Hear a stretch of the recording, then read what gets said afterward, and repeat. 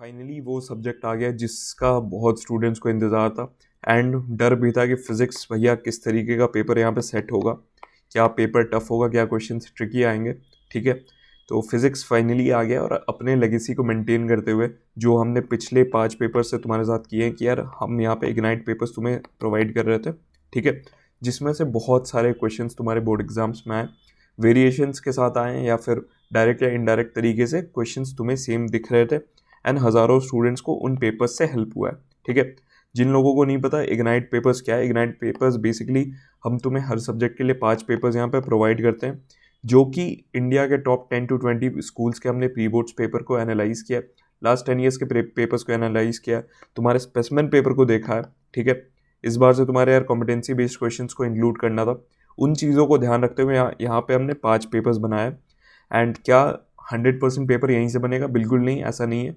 But क्या इन questions को solve करने से हमारे पेपर्स में हेल्प होंगी? तो हाँ यार बिल्कुल 100% तुम्हारा यहाँ पे हेल्प हो रहा होगा। एज अ प्रैक्टिस पेपर तुम इन पेपर्स को अगर सॉल्व करोगे, क्योंकि तुम्हारे जितने मेन इंपॉर्टेंट कॉन्सेप्ट्स हैं इन 5 पेपर्स में हमने उन सारे कॉन्सेप्ट्स को कवर कर लिया है। तो देखो क्वेश्चंस ऑब्वियसली कभी सेम रिपीट नहीं होता। पहली बात, पेपर लीक जैसी कोई चीज़ नहीं होती है।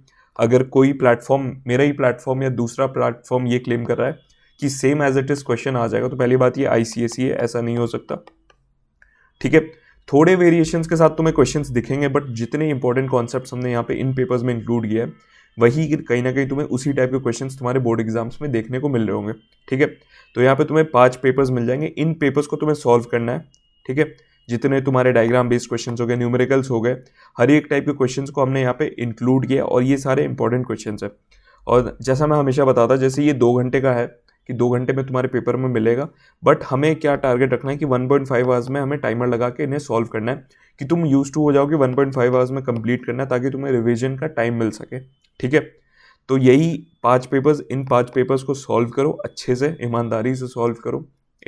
एक दिन में तुम आराम से 5 पेपर्स सॉल्व कर सकते हो, लगे रहो एंड इसके सोल्यूशंस के साथ क्रॉस चेक करो, तुम्हें पता चलेगा कि किस चैप्टर में तुम्हारी कमी है।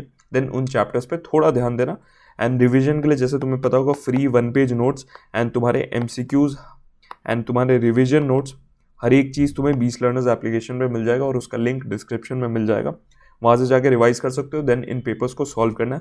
ये पेपर्स डेफिनेटली तुम्हारे फिजिक्स वाले पेपर में बहुत ज़्यादा हेल्प करने वाले, जैसा कि पिछले 5 पेपर्स में हुआ है। 1000 से ज़्यादा स्टूडेंट्स ने उन पेपर्स को यूज़ किया है एंड कहीं ना कहीं बेनिफिट हुआ है उन्हें।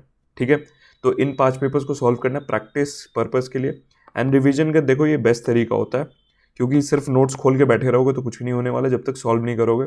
एंड ये पेपर सॉल्व करना बहुत ज़्यादा ज़रूरी है।